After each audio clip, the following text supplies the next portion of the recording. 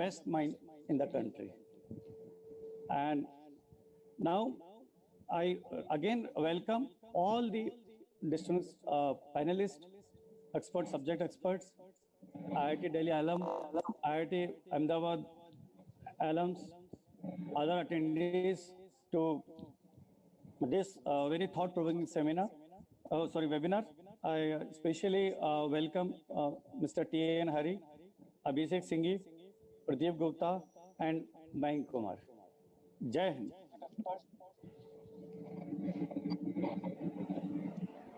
Over to Natasha. You take forward. Thank you so much, Ravi sir, Ravinder Kumar. Now I would welcome Kalpen Shukla to please welcome all the esteemed panelists. Thank you, Natasha. Thank you, Ravi, for this wonderful opening remarks. As you rightly said, it's a challenging time that we are going through, and therefore we need to be really very cautious as to how exactly we go ahead in terms of planning of the future and in terms of the skill sets that we need to build. I think we have a wonderful, eminent panel today who can really throw light on how to survive not just this VUCA world, but this stressful situation that has been created by pandemic COVID. Today we have a panel of very eminent speakers, each one with a very brilliant corporate career behind, and therefore each one has been a teacher cum trainer, mentor for many. We have Pradeep Gupta, as Ravi said, fondly called PG. He is an IITDAA, IIM Calcutta alumnus, chairman of Cyber Media Group, founder of Indian Angel Network, a pioneer at Pan IIT movement, and a distinguished alum from IIT Delhi. We also have T.N. Hari, IIT Madras, IIM Calcutta alumnus. He is a chief HR officer of Big Basket, one of those unicorns. He is ex-Taxi for sure, and he is author of multiple books on entrepreneurship. Someone who can really share a lot of insights as to how to transit from corporate to even entrepreneurship. We have Abhishek Singhi, one person who seems to have followed me right from hostel days in building up this. He is IIT Delhi, IIM Ahmedabad, managing director and senior partner at BCG, author of several books, a chemical engineer from IIT Delhi. We also have Mayank Kumar, IIT Delhi alumnus, MD of Upgrade. He is co-founder and MD of Upgrade. Upgrade is, as you all would know, is the online higher education company which is targeting working professionals with online programs in partnership with universities. We also have a very interesting moderator who has changed a couple of definitions. MBA from FMS Delhi, who has converted board into board. I'm sure he will tell you what second board means. He's also changing the definition of HR from conventional human resources to human resources. And he also has a blackmailing tactic of saying that he will faint if you don't appreciate his humor. But let me assure you that will not happen. So over to you, Vikram. We look forward to a very interesting, engaging session. And thanks all the panelists for joining us. Thank you. Thanks a lot, Kalpen, and all the audience who's watching this. I hope you can join me in welcoming all our amazing panelists for this session. You notice that this session has, of course, been organized by the IIT Delhi Alumni Association in association with the IIM Ahmedabad Alumni Association Mumbai Chapter and Careers for Sure. Now, guys, I'll be honest, I love that term careers for sure, because if you see my corporate life resume, it clearly says otherwise. No, definitely. With us, you'll have careers for sure. Because, sir, I'll be honest, it's like if any recruiter would see my CV, it's more like career. I think maybe you need to consider an upgrade. Now, I just wish to clarify at this point that Mayank did not pay me anything to promote Upgrade in this webinar, which also tells you a lot about my capabilities as an entrepreneur, that I could not get him to pay me anything to promote Upgrade. But to all the B school students who are listening to this show, guys, I am not worried. I know I will always get a job, because when I see your LinkedIn profiles and I see the number of internships that you guys have listed on your LinkedIn profile, I get the impression that India is the world's largest employer. So I think you guys are doing just wonderfully. But to be fair, I'll tell you something. We were asked to share, our introductions, all the panelists in the WhatsApp group that was created for this purpose. And actually, I don't know if the panelists realized that my introduction was the longest. Because in true corporate fashion, the person with the least achievements will always provide the longest introduction. In fact, since this is an IIT Delhi event, I think I should share a law of physics. But then I thought, you know what, this is also a B school event. So I think it should make it a law of corporate physics. So guys, this is the Boardroom Comedy's first law of corporate physics, which states that the longer and more elaborate your LinkedIn profile, in reality, more useless is your job. Like, have you seen people describe themselves on LinkedIn? It'll be something like strategic interface between the firm and the external environment. You're a receptionist. But I know what some of you are thinking, why is there comedy here? This is a serious event, for serious times. And see, I know many corporate executives think, watching this are also thinking, yaar, not another webinar. Matlab isse to naukri se nikal de yaar. But guys, see, unlike you, I haven't experienced death by webinar as yet, because meri to naukri hi webinar karna hai. But I want to share something with this audience. Naukri se nikala jana, yes. That is an experience I have had. And I'm sure a lot of you are either facing that with jobs, with internships, with careers, struggling to find them, struggling to keep them. I mean, it's like this feeling of, it's like 2020 mein to struggle hi meri dulan hai. But guys, I faced the same situation way back in 2009, during the slowdown, during the global recession. In fact, I got laid off from a consulting firm. I just wish to clarify that consulting firm was not BCG.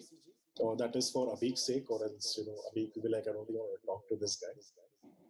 But eventually it led to a career in comedy.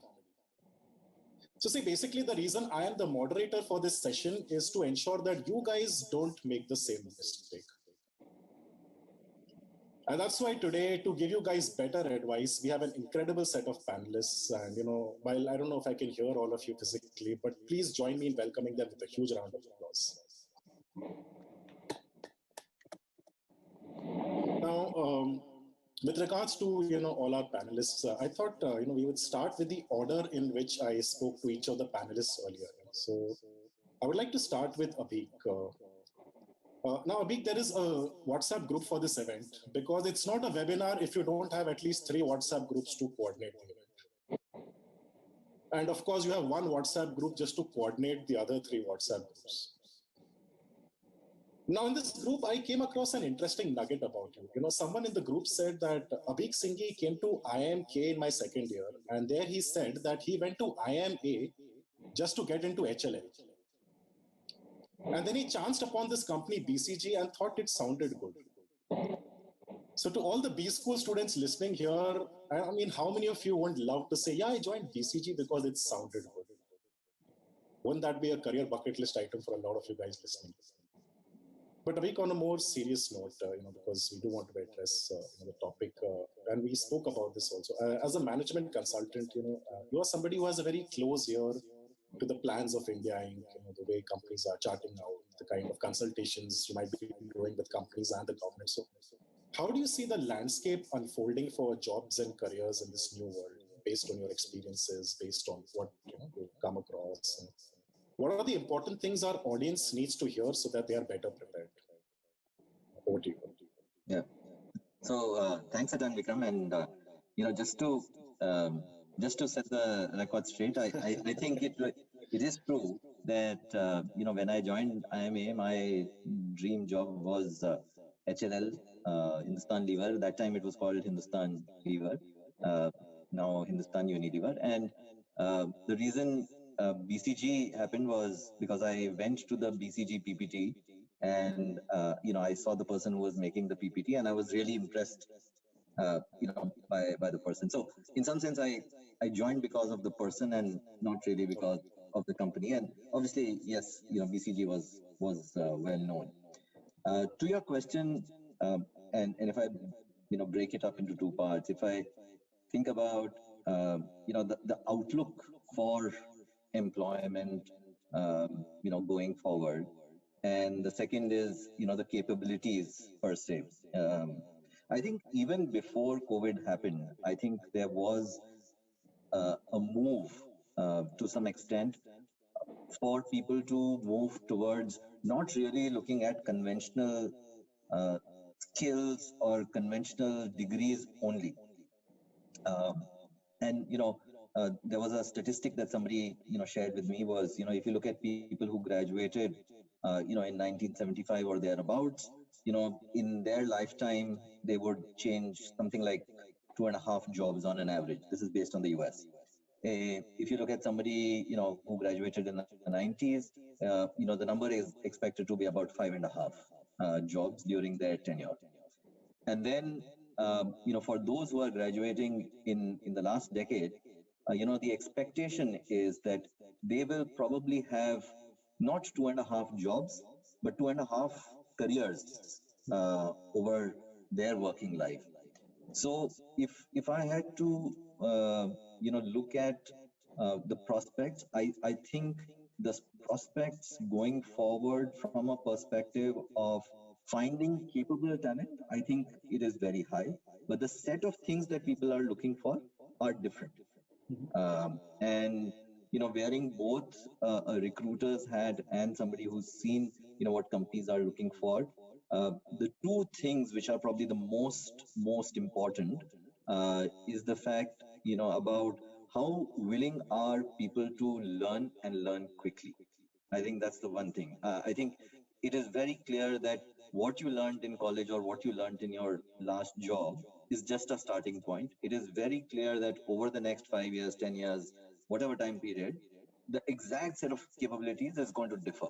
So, does the person who is getting hired, does he or she have the ability to cope up and learn with something new? I think that is something which is very, very, very important. That's number one.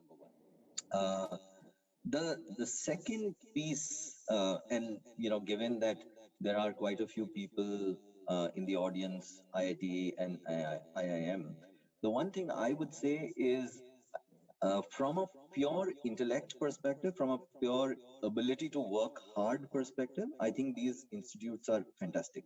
I have recruited, hired people from not only India, but across the best universities and business schools of the world. I think over a 1 hour period, uh, it is very clear that, let's say, a person from IIT or IIM is equal, if not better than many of, let's say, the Harvards or the Stanfords.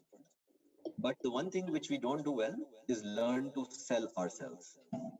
And I mean it in a positive way, because I think many people who are from IIT, IIM tend to undersell themselves, in discussions or interactions.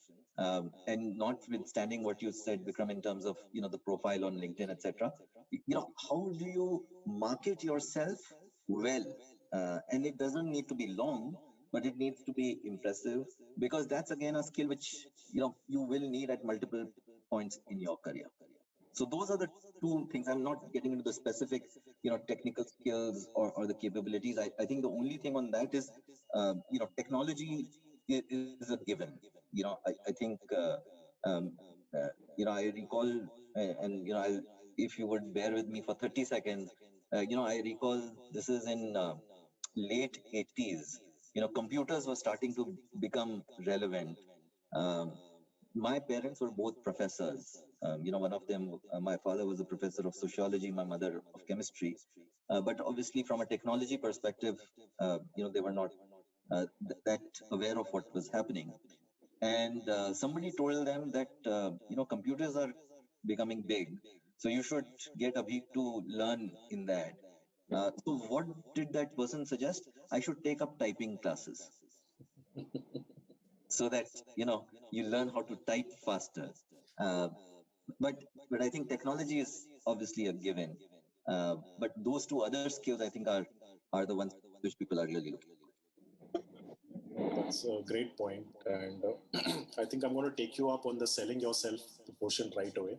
So I felt that my introduction wasn't long enough and did not cover all my selling points. So for the purpose of the audience and the panelists, since you mentioned 5.5 jobs, I did about 4 jobs in my corporate career. So I was in consulting, then as you know, I got laid off from there.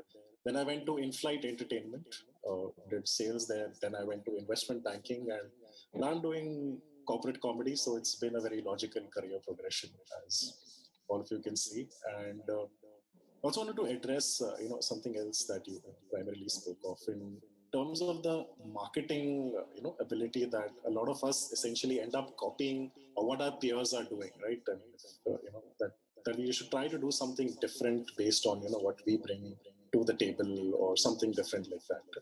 That's one of the points that I kind of wanted to elaborate on. And I'd like to come to the next panelist. I'd like to ask Mayank, who's the co-founder of one of India's biggest online higher education companies.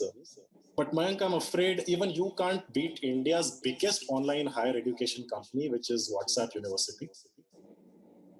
And I was just thinking, you guys can't even spell upgrade correctly, And I was wondering what's up with that, But apart from the jokes, I'm sure there's one thing the audience would like to hear, Mayank, is how did you come up with the name and the spelling? What was the thought process behind this? I think that's something that a lot of us would like to hear. No, I think, it was when we started off, our name was U Education. That's how we started. We did not want to think too much. We said it's good, it's a neat term.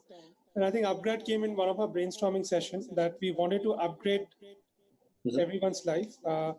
We wanted to give them a graduate level course and not just a short program for them. And therefore, the twist on the word upgrade to make it sound like we are making you move up.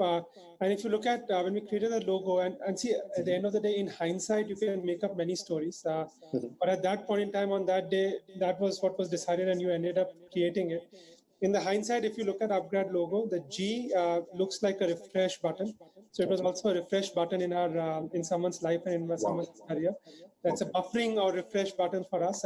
Now I can create 15 story points as to what it meant. But at that point in time, it was a vote decision. 16 people, 5 people said yes. I said yes. We agreed upon that term and that logo, and we came up with that term, with that word, Vikram. Maybe just a very small thing to add. I think it's also, but I think the fact that when you start with upgrade, the name does not come in, but the thought behind it actually comes a lot with what I resonate a lot with what Abhik said. And I go back a generation back also, maybe just to add to a point what Abhik said, that a generation back, parents used to be in one job throughout their lifetime. If you go 2-3 generations back, job used to get transitioned from one generation to another. So if you're from the family of, carpenters, you will be a carpenter. If you're family from steel, you will be steel. If you're family of lawyers, you will be lawyers throughout. And I think our parents' generation moved from one generation job to another. And I think this generation is changing job as if it's changing a new calendar every year. So you need to get a new calendar, you need to get a job in the process. And I think the reason why the topic resonates, and I just want to sort of close on that, and the reason why upgrade came into existence was if you just extrapolate the curve, because a lot of folks are from engineering background, so they want to extrapolate and they want to sort of go through. If one job was for 75 years in a family, one job was at 35 years in a family, one job is for 4 to 5 years in a family, the next touching point is going to be zero. So I think we will move more and more towards the gig-based economy. And when you get to the gig-based economy, you will not have a job through the rest of the life. And just upgrading on a consistent basis will become more and more relevant than it being as a polio vaccination that by 23 you should be done with your education. That no longer would be the case in the current ecosystem when skills and jobs are changing so rapidly.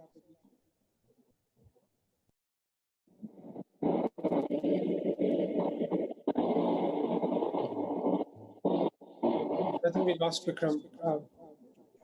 Sorry, Mayank. I think okay. I think we missed a little bit because of technical, thing. I think the internet connection was also refreshing, maybe like you mentioned. And I think for all the audience listening, I think if we look at Abhik's point about marketing now, I think one thing we can all definitely learn, and we spoke about this yesterday as well. The way you put your logo, in every place, where you're interacting. So I think that's something that the audience can also take away, that you should always look for whatever avenues whether it's your personal brand or your company brand, to sort of put it out there. I really love the analogy of the refresh, that effectively it's a refreshing of careers. And since you mentioned that, that careers have been a sort of family progression, it's not just been one thing. So I sort of grew up in a family of MBAs. So my late father was from IIM Ahmedabad. He was, in fact, the president of the Mumbai Chapter of the Alumni Association. My sister and brother-in-law went to SP Jain, and that's where they ended up meeting, in fact. So theirs is a typical campus love story. And I think I also sort of grew up in that environment. That's how I ended up doing MBA as well. I always wanted to do it. Of course, when it comes to comedy, I think I'm the first person in my entire family to do that. And the way it's been going so far, I think how this webinar goes and how you guys respond to it will determine whether the next generation will even consider taking it up as a career. I had one question for you, Manik. When we spoke on the call, you said about services going online. That's a trend. So what kind of opportunities do you think that will throw up, for the audience that's listening right now? And what do these people need to do to be ready for them? How do we be ready for these opportunities? So that they are opportunities and not as threats or struggles. How do we do that? Yeah, I think, we have Big Basket, which has taken a very large service online. So, as I said, Vikram, earlier that, look, I see internet waves and entrepreneurship sort of coming in three different ways. First was just information going online. Second was product going online. And third, when you take out the full services ecosystem going online. I may just do a stronger pitch for education. And I think we are in an era for whatever it's worth, the stars are getting aligned, or say the quality of entrepreneurs in this ecosystem has really sort of taken up. I think education and that ecosystem space of services is actually throwing up a lot of opportunities, be it in K through 12, pre-K, higher education, so on and so forth. I strongly believe, Vikram, I don't think that to be ready, you need to do something. I think my personal take is that none of us who are listening to this or listening to the webinar will ever be ready to doing something. I think the fact that if you are pained by something and if you feel really upset about certain things happening in a certain way in the ecosystem, and for me, starting off Upgrade, if you ask me whether I was ready to take the services online and education services online, I don't think I was ready. Was it the right time for me to go and launch and put on an entrepreneurial hat? I don't think it was the right time for me to do so. But I think the fact that I was extremely upset by 3-4 things. I was upset by the fact that I was not able to find a good. I was in a venture VC industry investing in the education sector. I could not find a good company to invest in. That pained me a lot. It pained me a lot that I come from a highly subsidized education system. IITs was paid by the government. Kendriya Vidyalaya, where I studied in my school, was paid by the government. And I used to complain about the higher education system. And then I realized that, look, I come from a very privileged society and privileged background where my entire education has been funded by the government. And if I'm not doing something about it, I cannot have an armchair critique position where I just keep on complaining. I strongly feel that for you to be ready, you just have to be a bit upset about the problem statement. And I'm sure Hari would appreciate from what he's doing at something. But you sometimes just feel really passionate about the topic. And if you feel passionate about the topic, I think you're always ready for taking up the topic and starting a venture on that zone. And for me, just last point, Vikram, I'll say my penny dropping moment and the point on readiness came from a visit to a college in Greater Noida. And I have a running joke that if you throw a stone in Greater Noida, you hit an engineering college. And there are so many engineering colleges that mushroomed out there. And one of the engineering colleges was completely empty. There were 4 kids, 2 from Chhattisgarh, 1 from Bihar, 1 from Bengal, who were studying an electrical engineering program, and no faculty would come in. The guard did not know that anything was happening in that college. And I realized they come from perhaps lower middle class to middle class family, where parents would have actually taken loans and spending $1 lakh, 2 lakh rupees to send their kids to Noida from the remote part. And that's the time I realized that, look, if this is the kind of education that we are going through, let's stop talking about demographic dividend. Let's talk about demographic disaster that is sort of coming and hitting us. And that was a thought process of starting with Upgrade. And that's where the readiness comes from, that you need a tipping point at some point in time when you feel, no, this is enough, and you need to do something and throw in your hat in doing something at that point in time. I think that's a great point. In fact, so, one is that you mentioned about that something was paining you. So, we also say in comedy that what hurts instructs, that even comedy in a similar way always comes from some sort of pain. Now you can either, go complain about it or use that to create something. And I think, most comedy in fact comes from pain points. And I think it's also important to address, a lot of young students, Gen Z, I've got interns at Boardroom Comedy.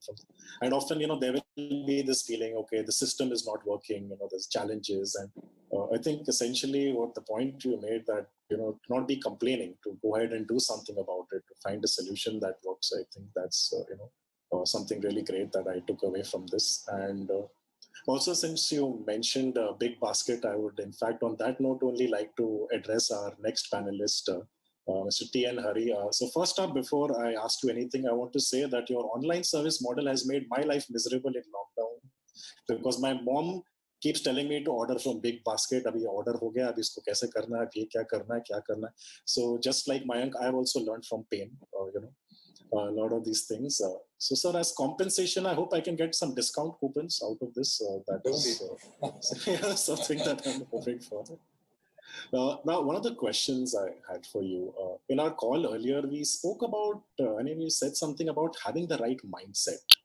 And, people, students, senior everyone who's listening to this, they're all facing this challenge right now.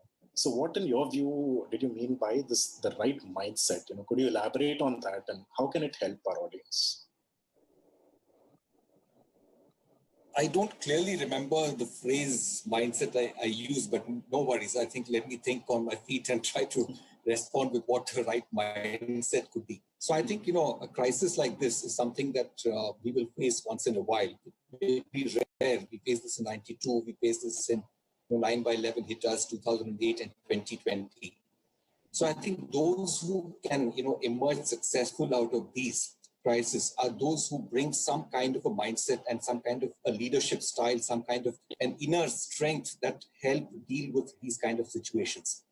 And I have been thinking about this, in fact, I put together a book titled Sailing Through a Storm, Making a Crisis Work for You, where I've tried to figure out what kind of individuals humble and what kind of individuals, are resilient. So I think resilience comes from a bunch of factors. And let me just try and outline some of these. I'll just introduce three quick terms.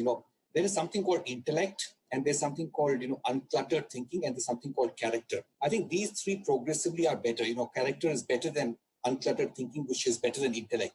I think intellect is about being able to understand complex things.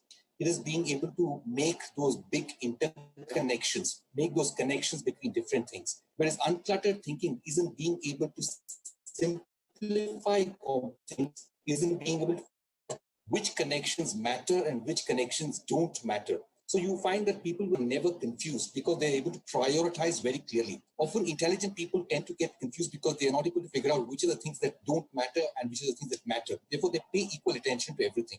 The last thing I think is character. The difference between, knowing and doing is what is character. A lot of us know things, but don't act on it. So for example, in 2008, John Paulson betted against the subprime market. Raghuram Rajan warned everyone. There were many smart people who knew that there was a big bubble building up.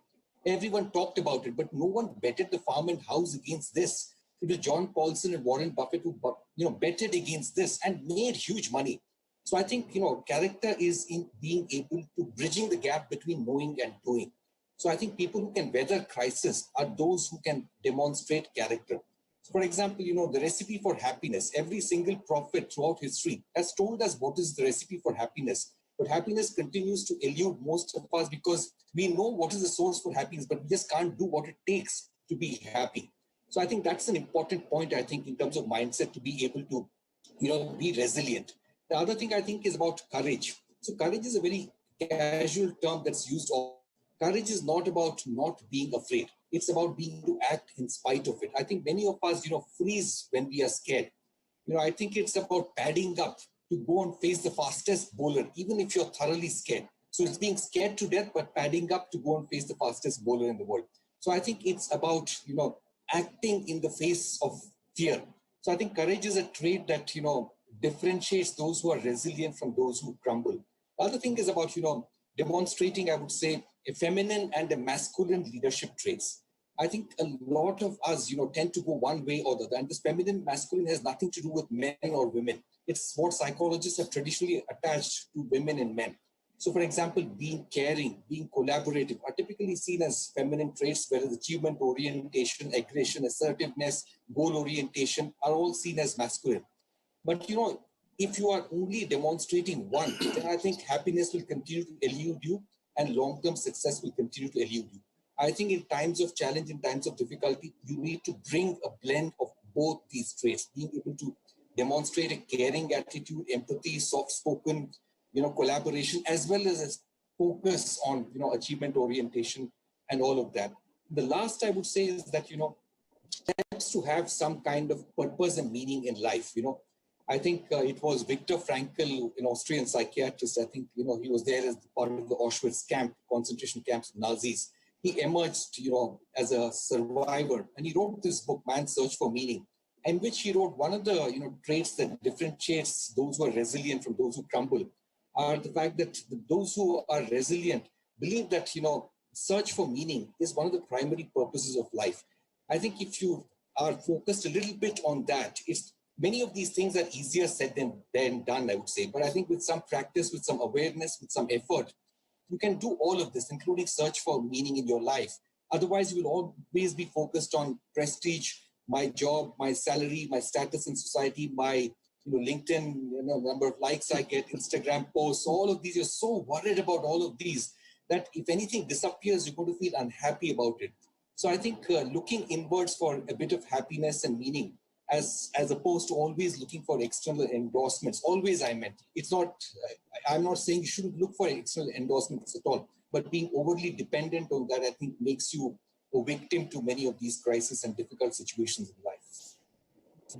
I think, I completely agree with that point, and especially about the obsession with social media likes, and I think it's creates a very restricted environment, and we tend to see things in a very superficial level. I completely agree with you on that. In fact, guys, anyone, all the audience who's listening to this, please understand social media likes, shares, these are not important. Please do not go to see my LinkedIn profile, Vikram Podar. I'm telling you, do not even waste your time going to my Instagram handle @Vikram Podar Comedian. Don't waste your time on my Twitter handle @Boardroom Comedy, because as we just established, these are things that we should not waste our time on at all. But honestly, on a more serious note, I think I completely agree with you on the fear aspect of it.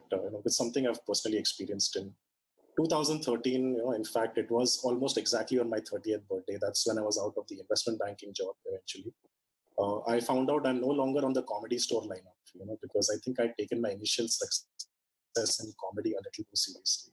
Ironically, I took comedy a little too seriously, and I thought I was very good at it. I only realized that, okay, I had something, I had to work much harder. And my father was in the ICU at the same time, so for me, it's like the challenges that people are facing today, on a global scale, there's healthcare, financial, I kind of saw that at a very close range, at a very personal range. And I think I completely and totally agree with what you said about the resilience bit. I sometimes wonder what kept me going at that point of time. And I think in some ways it was the journey of my own father as well. He too, he was a small, he came from a small village from Rajasthan, just the oldest of 13 children. And from there, he went to Bits Pilani and Ahmedabad. So, I think I kind of saw that growing up. And then he recovered from a kidney transplant again in 1986 when I was 3 years old. And then he started his entrepreneurship journey and did a lot of things. So I think we have a lot of inspiration also around us when it comes to resilience. For anyone who's feeling right now despondent or life is difficult, I think we can, whether it's in family, and of course we have some amazing panelists today, they shared some of their stories. And Mayank has spoken, of course, about, you can turn pain into a problem, or you can, turn it into a business opportunity and something that helps other people as well. So I think that's a great lesson we've taken from this.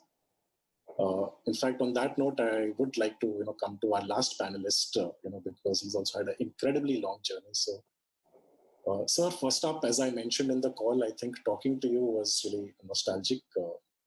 If we can, sorry, you can just switch to Mr. Pradeep on the spotlight. Sir, first I wanted to say that talking to you was, it was a very nostalgic thing for me, because to all the IT engineers listening here, we need to know something, that the cyber media publication Voice and Data in its time was in fact the voice of data. It was the magazine. It was, everybody would just, as in my days as a computer geek, I used to teach computers in my school, in fact. So that tells you a lot about my social life and how popular I was in school and college, clearly. Now, sir, as someone who has seen the IT industry in its infancy, and as someone, you joined a startup, HCL, as it was back then, it was a startup. I know it's a difficult concept to get around today, that this multi-billion-dollar company was also a startup at one point, and you joined when it was not fashionable to join a startup. So, how did you deal with that uncertainty? That's the question that I have. Thank you very much, Vikram. It's really a pleasure to be part of this panel. Great hearing, other speakers talk about, the education part of it, the relearning part of it, the philosophy of education and so on, which Hari, you shared beautifully. Vikram, it is interesting when I joined. MBAs never used to join startups during that time. I'm talking about mid-70s. Entrepreneurship was very low down on the list at that time. It has changed now. I mean, today it is one of the sought-after areas to join. But it was one of my professors, today's Teachers' Day, so I can proudly say it. Professor Ashok Agarwal of IIM Calcutta was the person who was responsible for sort of, saying that, yeah, why not look at this? And that's how I ended up joining HCL, and then after that, leaving them after 3 years, and then becoming an entrepreneur.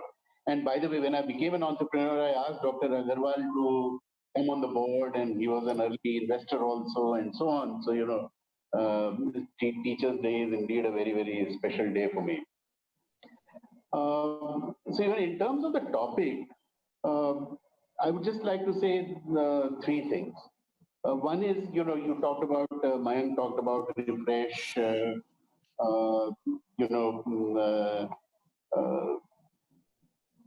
and of course, Abhik also talked about learning and so on. I think the focus of our education system has been on learning. Here, when we talk of refresh, it means that you need to unlearn, you need to learn, and you need to relearn. Okay. And so, therefore, it is important that the ability to learn is the focus of education rather than learning. Okay. It is that ability that we need to inculcate in people. So that's one point I wanted to make. Second thing is that,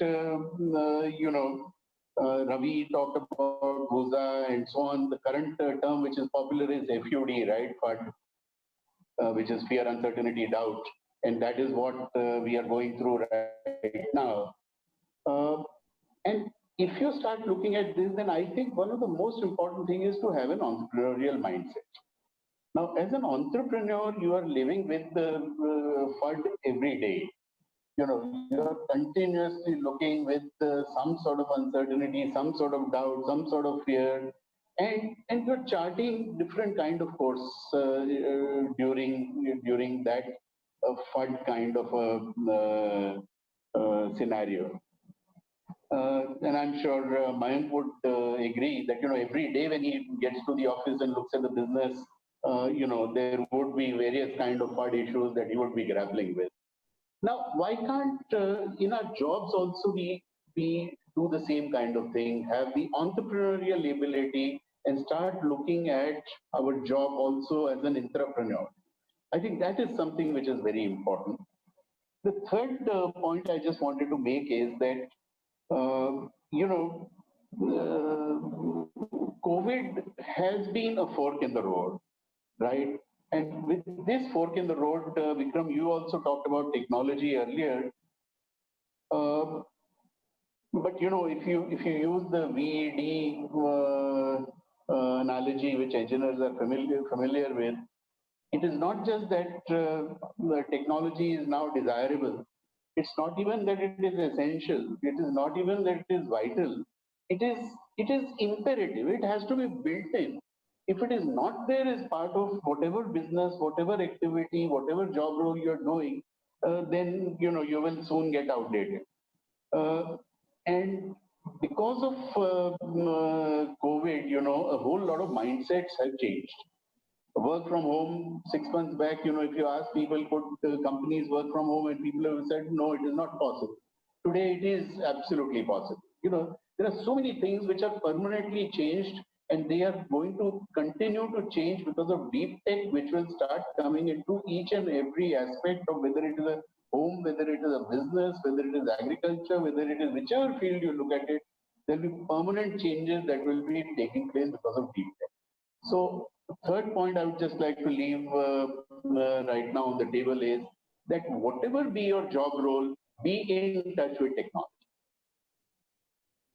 I think that's a really great point, and I can completely connect with it, because sometimes technology can really affect if you're not prepared for it. In one of the comedy shows that I was doing for a company, believe it or not, somebody in the audience was distracted. And I realized they were watching one of my own stand-up videos on their mobile phone. They were ignoring my live show and watching my own show on their mobile phone. So in effect, I was losing to myself because of technology. And I think I can completely relate to the term, FUD, as you mentioned, or VUCA, as it's used in HR circles also earlier. Because I think when it comes to stand-up comedy, it is literally what you do. It's like failure is not something you're looking to avoid. It is literally part of the process. If you look at some of the comedians, some of them even proudly talk about that show where they bombed.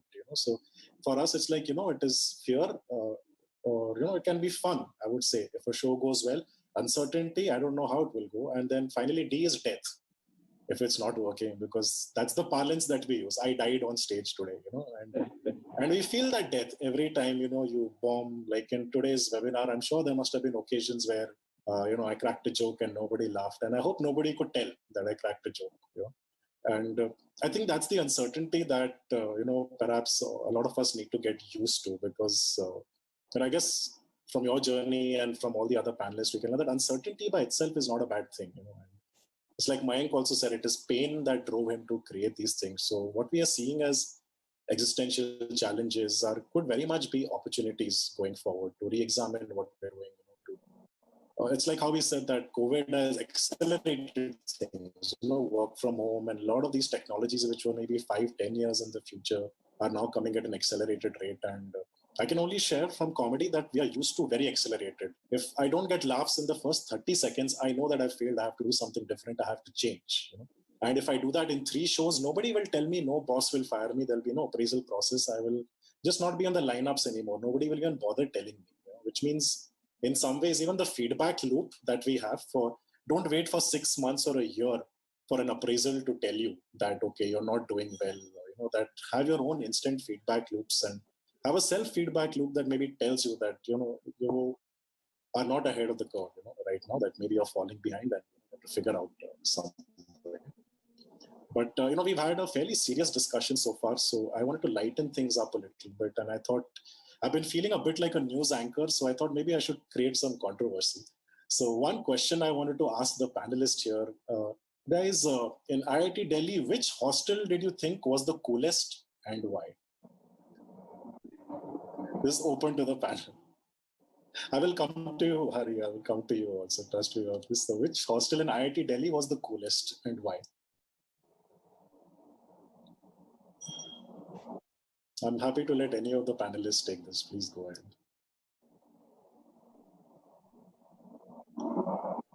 So, see, I think all of us will say that our hostel was the best.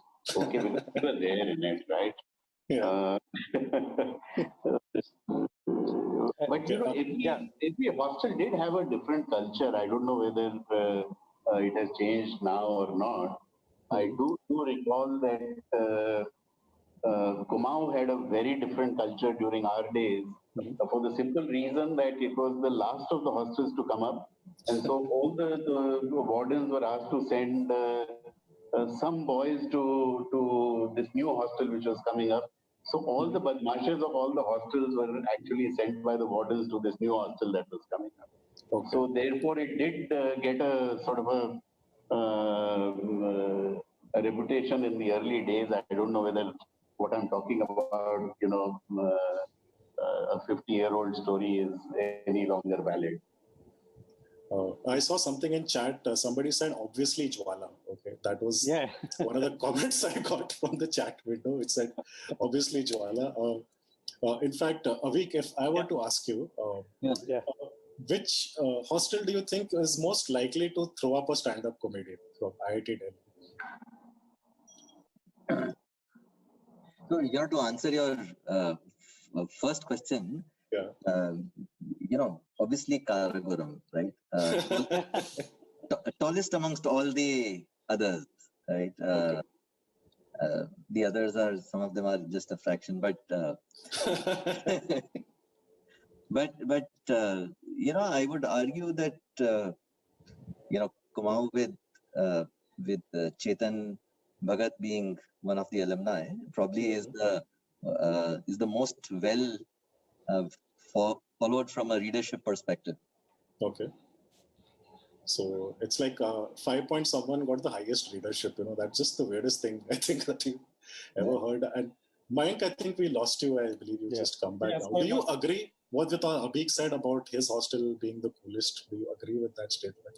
No, there's Shivalik, which we have missed out. I mean, it has the best breeze that you get on campus. You have the best views that you get on campus. So I think that bit, Vikram, unfortunately, we'll never get agreement on. No, that is the idea. That's how I get TRPs, right? I make the panelists disagree with each other. That's how you said we have to market ourselves, right? So this is how I'm marketing myself as a creator of chaos, right? Because as we established, I think chaos theory, right? That's where ideas come out from. So I also wanted to address Hari. Yes, I wanted to say something. Yeah, Vikram, the answers have gone on expected lines. So it would be either our own hostel or people would have said Kailash. Yeah, Vikram. Yeah, say I am from Jwala, and definitely, as PG has told, we take a lot of pride in hostel wise, and the hostel rivalry always kept alive. Okay. So I am from Jwala ke, but being a current president, I cannot take side because I belong to all hostels now till I am the tenure.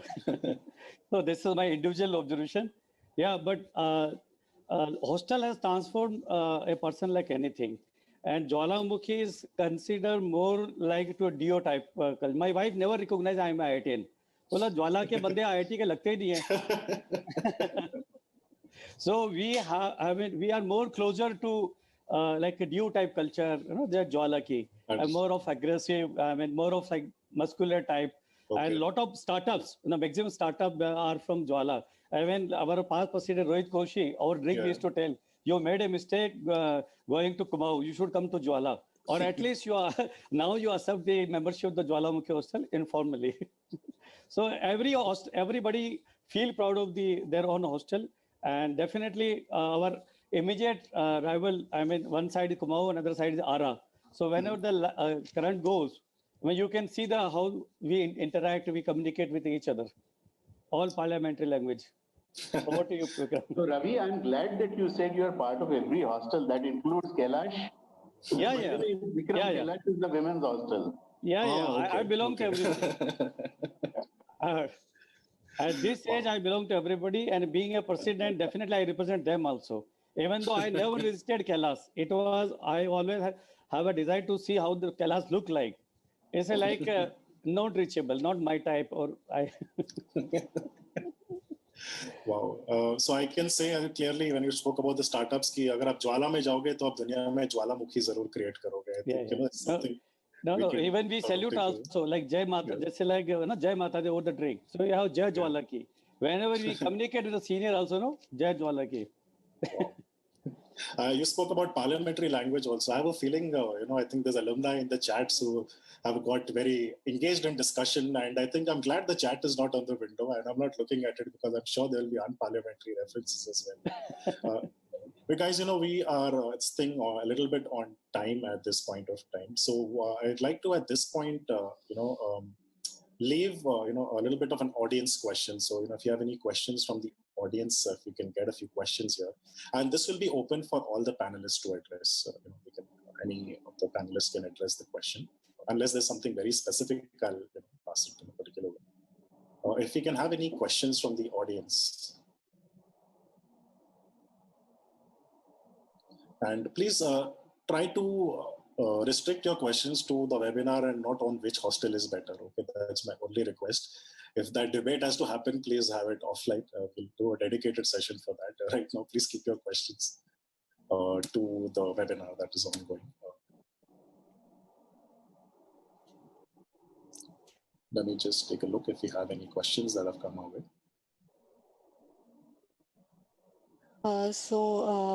Vikram, we actually have a lot of comments and appreciations for all the panelists and people are really happy.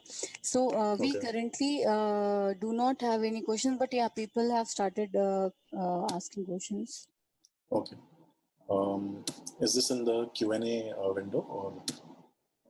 So one of the questions that has come from Sanjay Ghandal. So that is that, can you just summarize the entire talk that we have, especially PG? I'm sorry, you'll have to repeat the question. So one question is, can you summarize the entire talk, especially what Pradeep Gupta mentioned? Okay, this is feeling more like a viva for me now than a question for the moderators.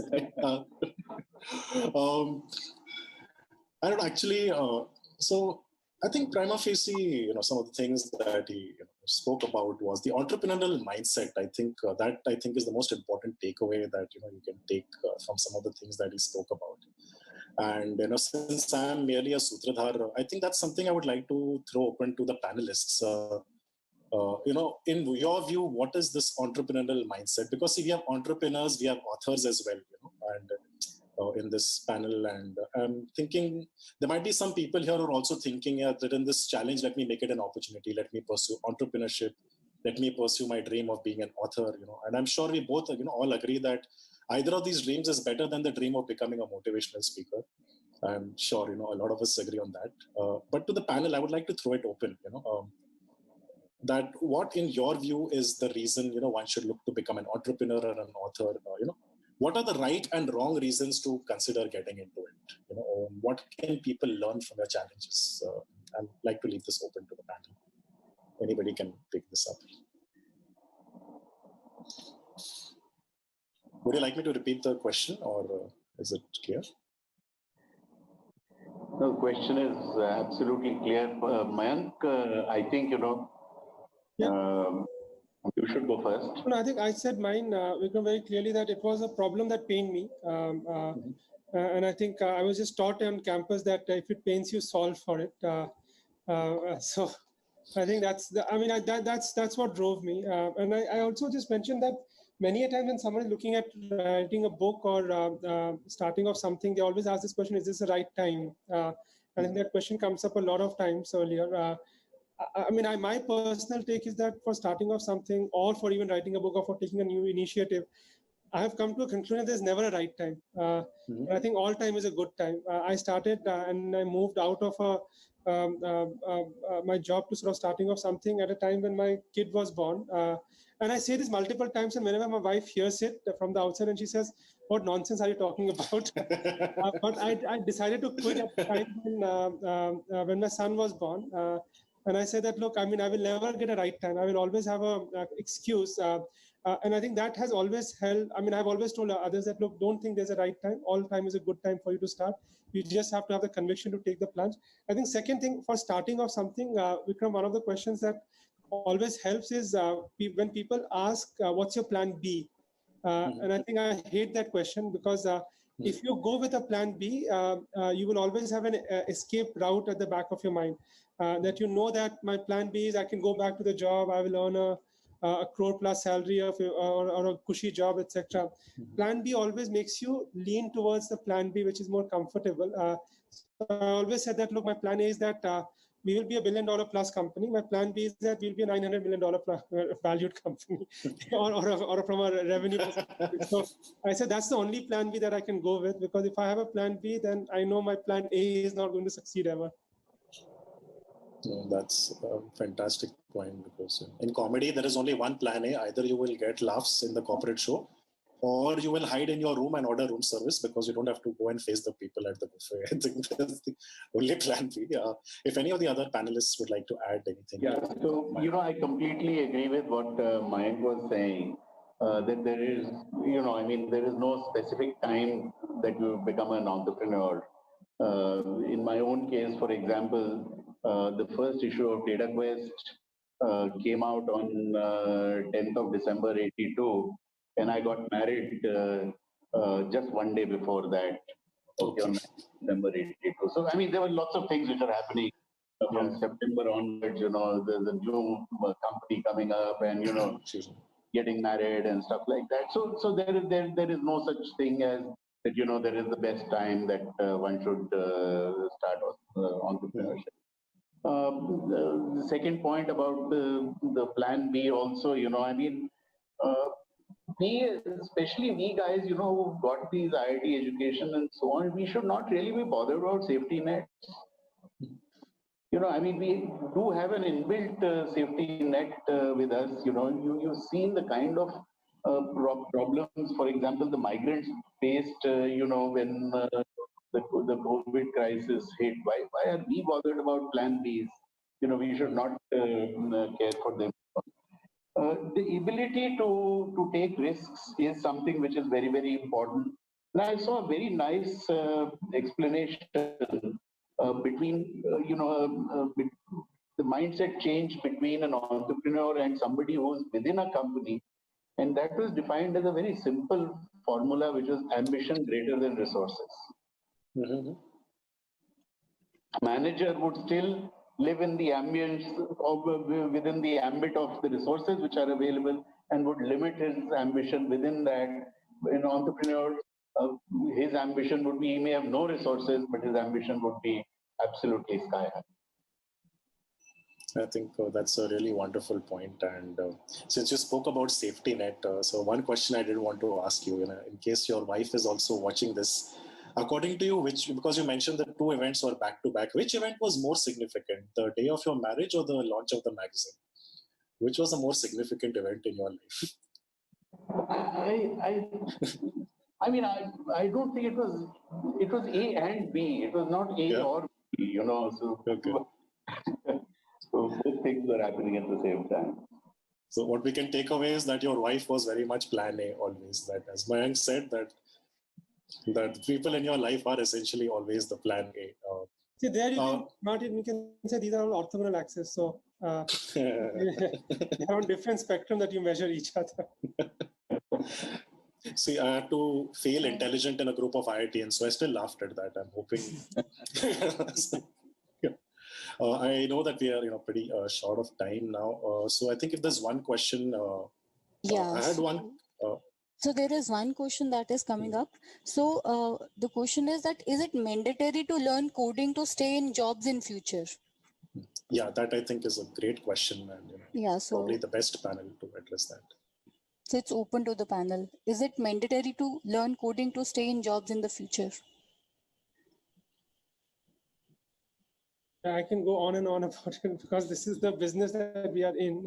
Maybe I'll touch upon very small. I personally don't feel coding is mandatory from the fact that, because I think, very soon we'll get to no code environment and people will have to write sort of their, and people can plug and play their own codes. But my personal take is that I think the ability to actually, what Pradeep sir said, that look, the ability to learn and unlearn, I think coding does a very good job of that. The ability to sort of put things in a very sort of logical sequence, structured manner. That learning, I think, is a life skill, not as much as doing Python, Java, or C++, but just the logical thought process that definitely helps in what the future holds true for some of us, because a lot of jobs that we are doing, Vikram, very soon will get automated. So I think we automating it before others automate it is better, and therefore I think we all go to our next level. And coding is the same thing what, let's say, machines was earlier, that you can sort of switch on an ignition engine and travel from point A to point B. I think coding does the same thing. So you need to know how to switch on the ignition engine. You perhaps need not know how to necessarily sort of build the engine yourself, if I could sort of use that analogy. Okay. Yeah, I would, strongly agree with that. Because and especially going forward, right? Because at the time I remember that we were learning coding. Actually, if you think about it, computing resource was actually a constraint, right? And therefore, a good coder used to write, efficient, elegant programs which would use less computing power. I mean, if you really think about it, that was the difference between good coders and not so good coders. But now with computing power actually not being that much of a constraint, the pure coding thing is actually not that important. But if I look at the underlying thing behind it, what was it? You were learning a new language. You were learning how to, whatever, problem solve creatively, and you were, trying to do it in a constrained resource environment. So if you can keep that as the fundamental of the thing that you're learning, rather than language A versus language B, because I'm sure, if Python or C++ is relevant today, maybe 5 years down the line or 10 years down the line, that language is going to be, outdated, right? But the fact that you can do that, I think that's the thing which is there.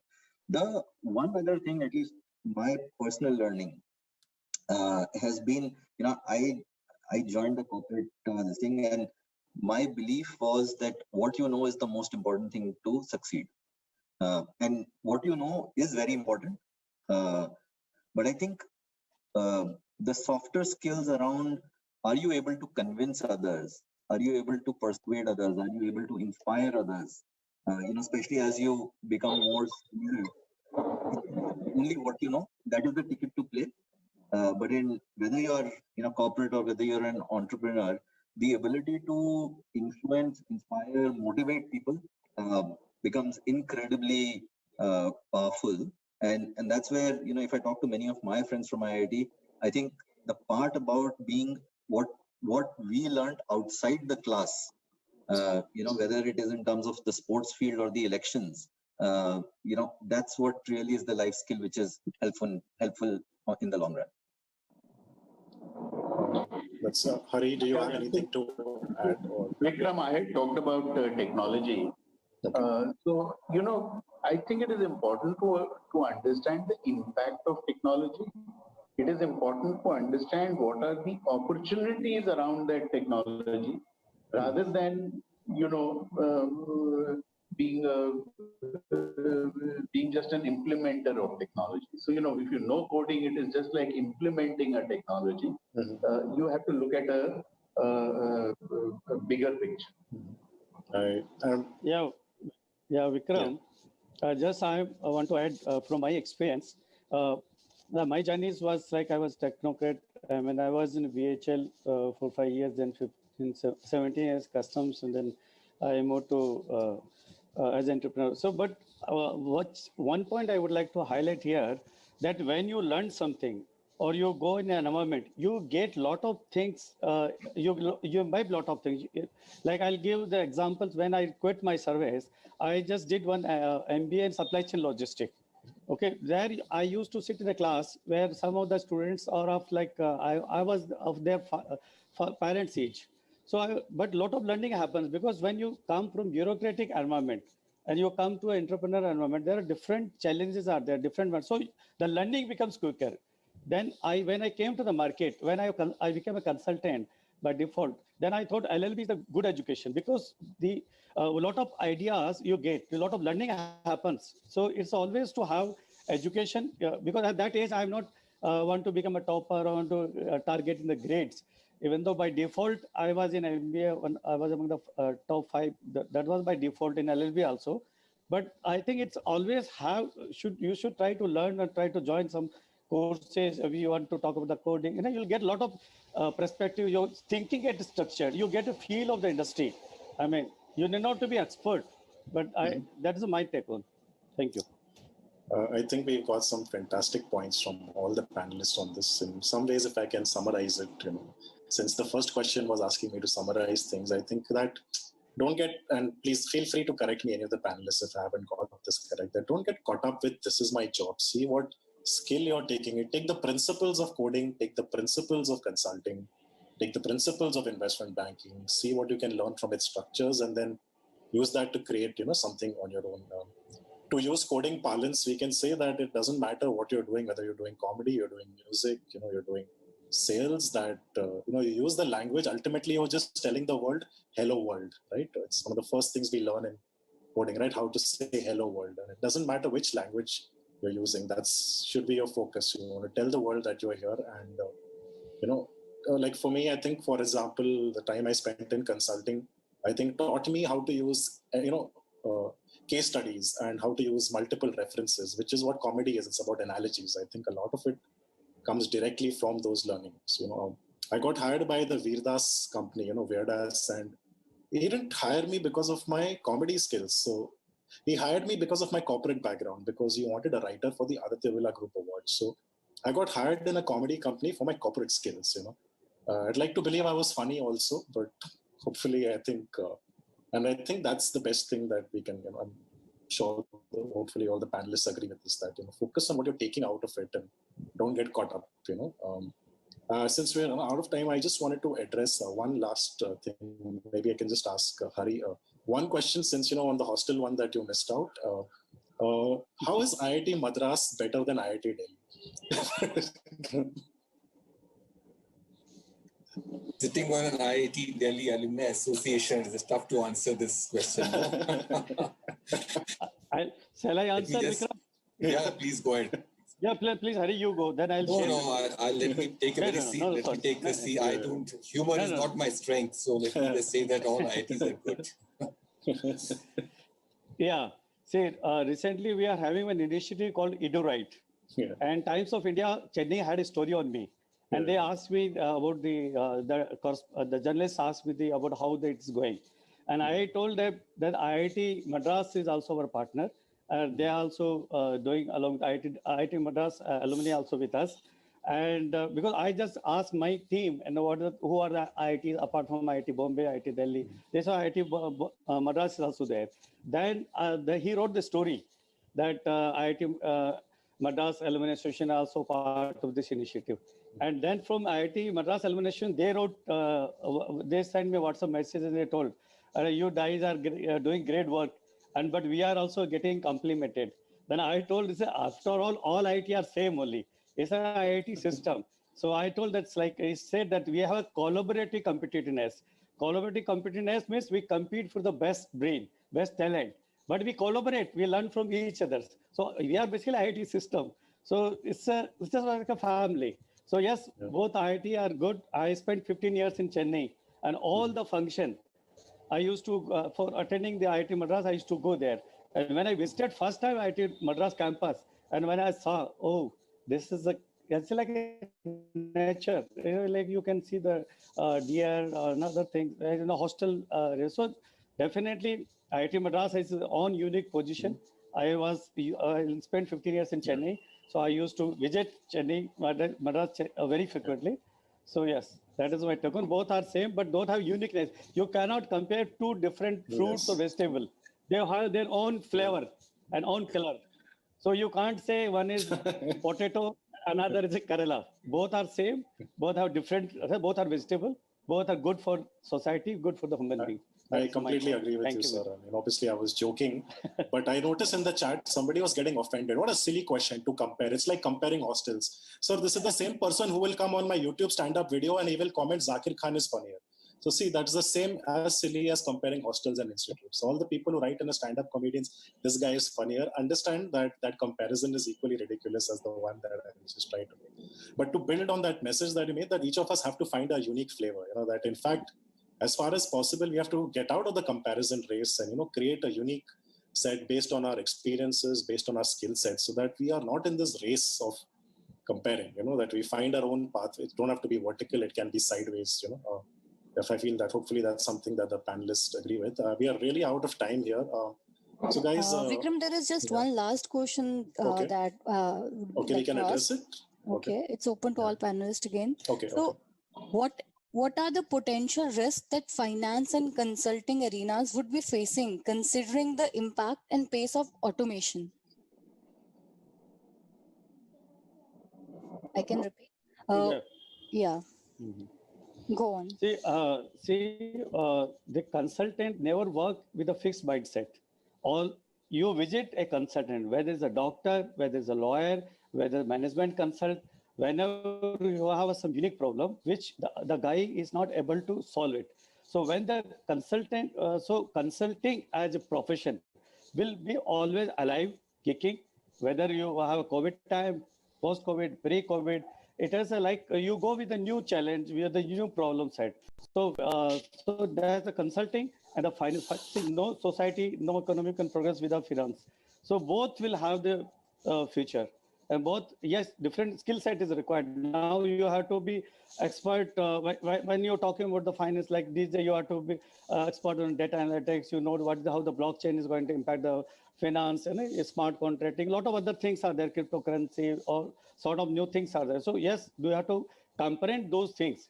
But the basic things will not change. The basic that yes, as a consultant, whether Lord Krishna was a consultant to Pandav, or whether the current society, the management consultant or other consult, or they'll be there. That's what I from my side. So Vikram, on a lighter note, finance वालों का तो काम हमेशा ही रहता है. I mean, either they are getting your loans, or they are restructuring your loans, or they are collecting your loans. So they will work on whichever side, wherever the opportunity is, right? And I think that is the kind of a thing that each individual in each and every area also has to see, that where are the opportunities, where are the shifts that are taking place, and therefore where I need to reorient myself. Anyone else, Arik, or anyone else wants to add anything on this, or we can move on? No, I think you need to keep on upgrading yourself. I think that's the thing, right? You can't rest on the laurels of what you have learned in the last 5 years. You have to take a forward-looking view. And the fact is, yes, technology is changing stuff. Technology is making things automated. One has to constantly keep and staying ahead. Hari, is there anything you would like to add on this? Or I'd just like to simply say that, technology and automation has been the biggest job creation engine in the history of mankind.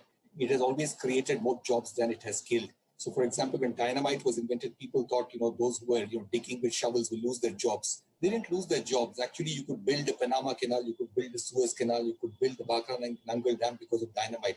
So I think technology enables you to do things which you could never do before. It could help you to do procedures in medicine and hospitals that you could never do before. So mostly it helps you to do things you've never done before, but in the process it kills a few jobs. But as Abhik said, people need to constantly upgrade themselves, learn new things to stay relevant. I think that's an incredible point that a lot of us are constantly, I think it's being rubbed in our, this thing, that technology is a challenge, technology is a problem. And I think that's a brilliant point. So one thing, of course, we've learned is that if you're not really sure what's happening with your career, you can always invent dynamite and see where that takes you. The other thing also is something I showed Mr. Pradeep also yesterday. We got a cleaning robot, the Conga 1090, in the pandemic when my mom and I were really scared in lockdown, how we'll manage things, because she's 65 plus and, will the load on her be too much? And, there was this whole, I think so many households, everybody was facing this challenge. And, we found this cleaning robot and it actually problem, at a fairly reasonable cost. So technology can really, now think about the entire ecosystem that can be built around these cleaning robots. Companies could provide this on a rental basis. The whole new way of can happening. The only thing is, as I mentioned earlier, also that it got stuck under a stool in my house for 5 minutes. It could not navigate its way out, so I had to switch off the poor thing and pull it out. So if you're worried about AI taking over your job, don't worry. That's still catching up. But I think we should take the takeaways that just let technology be your friend and don't turn it into something that you need to fear. If you embrace it, it can be your friend. Natasha, I believe we, as such, we have time for another question, or should I wrap up? I think we should wrap up. We have already covered most of the points. Yes. Okay. So just to close, everyone, I just like to add. I think today we have Teachers' Day, right? It's 5th September, and I think all the audience who's attended today, I think, you realize you're, of course, each other's teachers, and you've had some amazing teachers in this session today, all the panelists. We've had some senior professors. So I think, it's been a great blessing that in this new normal also, where there are so many challenges, but this medium is allowing us to have so many teachers available. Normally we would have one teacher. On a personal note, I just like to add, as I mentioned earlier, that for me, one of my teachers, of course, was my late father. His journey from BITS, IMA, from where he came from, like he taught himself English by reading the Reader's Digest, the quotes, when we didn't have the kind of solutions that Upgrade and other companies are able to provide today. That those who want to learn and want to innovate and want to survive and thrive, they will find a way. In fact, when my father went for an interview with the chairman of the Goenkas group, the Goenkas group chairman actually asked him, "Ki, Podarji, aap Jhunjhunu mein kaun se gaon se ho?" And my father said, "Dhundlod." And the Goenkas chairman said कि धुंधलोद से कोई graduate ही नहीं होता है, वहां से अगर आप बिट्स और IIM अहमदाबाद चले गए तो फिर इंटरव्यू की कोई जरूरत ही नहीं, आप कल से ज्वाइन कर लो. See, I'm sure my dad was very happy when he heard this, but I'm sure in his head he was also thinking something like, yeah, इसने भी कोई खास सवाल जवाब किए नहीं, ये भी कोई खास पढ़ा लिखा लग नहीं रहा है. And that we got fax machines into India in 1986, so he was far ahead of this curve in a lot of times. And of course, in recent times, comedy and so many other things have been teachers. But I think the best part of this journey has been that I get to interact with so many people. I could never imagine speaking to the kind of luminaries on this panel. Comedy as a career has allowed me to do that, to be able to interact. That each of you spent half an hour with me. I think even as an investment banker, I don't think I would have got that time or, that you guys have shared. And so I think the best teaching for me has come from this journey. And on that note, I'd like to close this session, unless if any of the panelists want to give any last remark, or else we can hand over. If there's any panelist wants to add anything as we close. Yeah, Vikram. Yes. I mean, just one this message you can give to us that EduRite one initiative of IIT, IIM, alum, so we are providing the transport connection to the needy students, aspiring belonging to poor family. So that initiative is of IIT and IIM and other education institute also. But now we want to extend to the NEET program also. There are those aspiring for medical colleges. So you can leave one message. You can appeal them that they can come generously, donate the money to IITDAA Alumni website, and come forward. We can come as a volunteer also. This is one appeal. I mean, we want to serve maximum number of the students. We don't want them to that they struggle like we have our Abdul Kalam Azad. He has struggled a lot in the childhood time, and our honorable Prime Minister he has sold the tea. But we want the talent should not be deprived of opportunity. We should, because we are living in a world where we have a Mercedes on one side, other side where people are not able to get even transportation to reach the examination center to participate. We should allow them to participate. Like Kannada could not get an opportunity to participate in the competition of Mahabharata. So we have to become more inclusive, more sensitive to the societal need. So I just want you to just appeal the people to come forward and take the initiative, EduRite initiative to a next high level. Come forward to donate and come as a volunteer. That's my take on. I just want you to just appeal. Thank you very much. And as an appeal, guys, I just like to add one final note. Today, in fact, the day, today, 5th September, exactly 5 years ago was, in fact, when my father passed away. And, I spoke to my mom, should I be doing this session? And we both felt that, knowing where he came from, and the way he always looked ahead, I think he would have been more than happy and proud that today we are dealing with this august audience, and, we are in this situation today to help a lot of people connect. So I just like to close on that note in terms of you have enough teachers, you have enough people. Most of you are blessed with an amazing alumni association. There, faculty out here who wants to help out. So help is something that's always available. And on that note, I'd like to thank everybody from the IITDAA Alumni Association, the IIM Ahmedabad Mumbai Chapter Alumni Association, of course, our esteemed panelists. I know we can't hear it, but can we please have a rousing round of applause for all of them here? And on that note, I'd just like to hand over to Prakash for the closing address. Thank you. You guys have been an amazing audience. Thank you, Vikram. You have been really wonderful. And I would respond to you in two ways. Your father, I believe, was 1 year senior to me in IIM Ahmedabad. He passed out 76, I passed out 77. I'm sure I must have interacted with him, although I may not remember currently. Second thing is, I think you have a competitor. We from IIT Delhi have a good comedian, although I would say classically he's B2C, not B2B like you. He's Amit Tandon. He has also become a global comedian and a stand-up comedian. Correct. It's been a very interesting session. We have had a lot of learning, a lot of banter, a lot of hostel talk. I was reminded of my days 50 years back when I joined all of us from 5 hostels that time. Kailash, of course, was the other end of the main block. 5 of us starting from the hostel early morning, rushing, grabbing like today, gradually warm up. Initially, the start was low, then the number of people picked up. I'm sure all IITians wake up late on Saturdays. So walking from hostels and then pulling each other's leg near the, I would say, the hospital block, the sick bay, and then moving to the hostel again, coming back for lunch, reminded me of my good old days at IIT on the campus. So thank you very much. And as they say, all good things must come to an end, although we would like to have this discussion continuing for much more time. And coincidentally, I was observing, even till now, the number of people participating has still maintained more. It started with 200 plus. Right now, also, we have been able to maintain at 150, 160 people. That's the power of this panel. Very great, I would say, contribution. It's my privilege to now propose a vote of thanks on this special occasion and the Teachers' Day.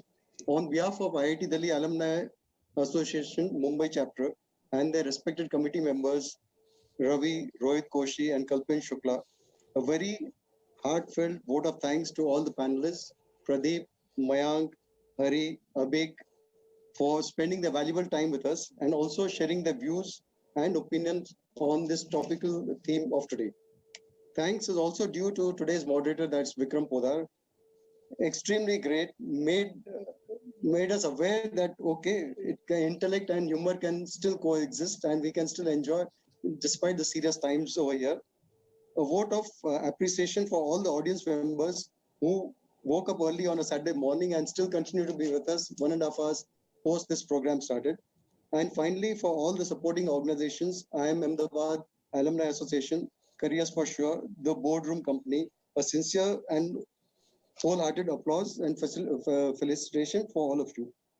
3 cheers also for the organizing committee of this, the back-end team of IIT Delhi Alumni Association, especially Gaurav, Natasha, and Satish, for the perfect program communication and logistic support extended to all of us. If some people have been asking on this Q&A and chat regarding the takeaways, yes, we are definitely going through very unprecedented, unpredictable, and very challenging times. But I can say with fair amount of confidence, having seen a fair amount of ups and downs, not this type of magnitude. I don't think anyone in their own lifetime would have seen the magnitude of this type in terms of the economy, the job losses, and people reaching very difficult situations.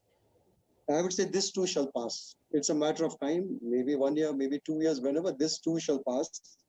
Some learning, especially from all the panelists. One is relearn, reorient yourself. These are changing times, teams are changing, and as we are seeing, a new norm is emerging. So we have to keep track with the new norm, change with the times. Second thing, I think Abhik did mention about personal branding to establish yourself in today's conditions. You have to stand out from the crowd if you are to succeed. Third is, I think Pradeep Gupta also dwelled on it and Hari to some extent. Technology is the key player in today's world. We have to move with the technology, embrace technology, others it will overwhelm us. Ultimately, even despite these difficult times, there are a lot of positive green shoots that emerge. We in our midst also we have 2 people.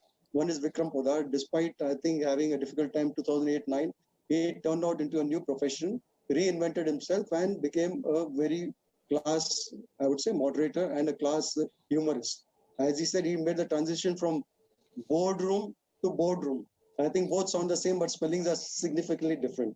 Same thing, Mayank, from a time of difficulty and despair to establishing one of the most successful edtech organizations in India today. So I think there's a lot of positive and possibilities that emerge from these difficult situations. We now bring this webinar to a close. Wish you a great weekend and a great time. I'm sure good times will come back. Thank you and have a wonderful weekend. Thank you. Thank you all. Thanks. Thank you. Thank you so much, everybody.